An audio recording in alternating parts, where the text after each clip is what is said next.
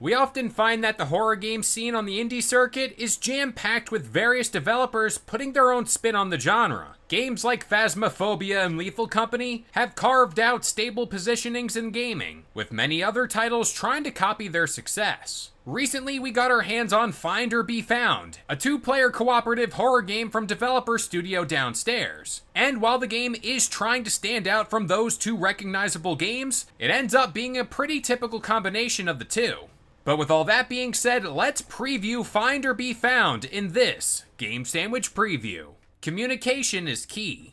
The bread and butter of Find or Be Found is its cooperative-centered gameplay loop. This involves you and a partner taking up the roles of the robber and hacker. One person enters a dark house to find objects, while the other stays in the van and feeds them information to hopefully find the correct items, all before the robber meets their untimely end with the ghost. In a game like this, communication is everything, but there are definitely some twists along the way that'll make it more difficult. The robber role puts you in the prime position to meet the horrors that lurk within the house head on, and this is all while you search for valuables. You are tasked with digging through the various mountains of debris and junk left behind by former tenants, finding very specific items that bear the correct symbol and form factor to earn you money when it's turned in at the van. When rotating the objects, you will see each one is branded with a mysterious symbol that narrows down your search even more, but finding the right item can be quite stressful when on the run from ghosts. The hacker role consists you of becoming the guiding eye for your teammate as they enter the haunted estate in search for the items tucked away in its haunted halls.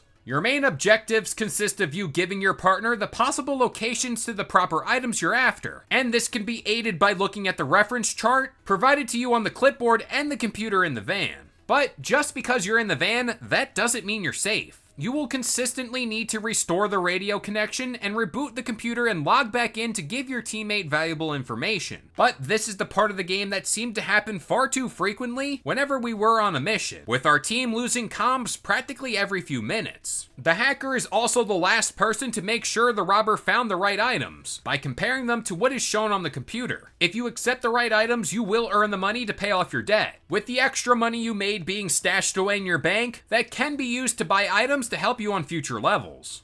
The good, the bad, and the scary. The ghost is what should always take center stage when talking about horror games. But to our surprise, when we embarked on our very first run, he was nowhere to be found. This is the aspect of the game that we really can't understand as to why there's no threat present upon your very first run. Sure, there were jump scares and loud noises that can spook you if caught off guard, but after you realize there is no danger, the game quickly gets boring and very stagnant, which then becomes a matter of the hacker resetting the radio and computer consistently, and the robber walking around scot-free in the dark. When you begin the game, a 15-minute timer is slowly counting down in the van for the hacker, and while we were expecting the worst to happen when the clock reached 0, we were just met with a constant beeping noise that wielded nothing of value. We were able to run through the cluttered house for a long time, just finding endless amounts of items and objectives that constantly pop up on the van screen.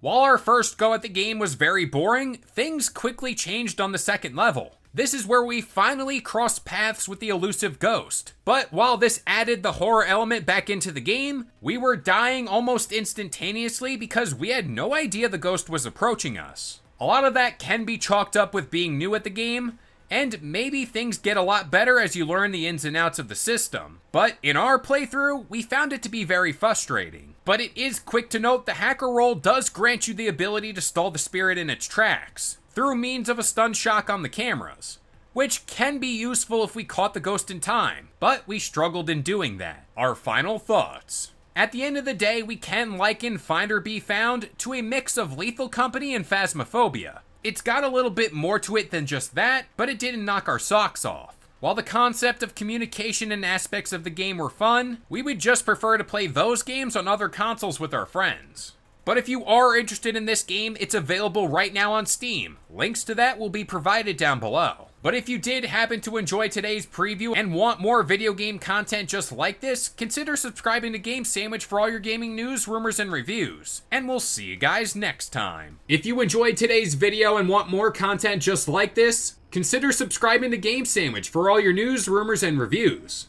And we'll see you guys next time.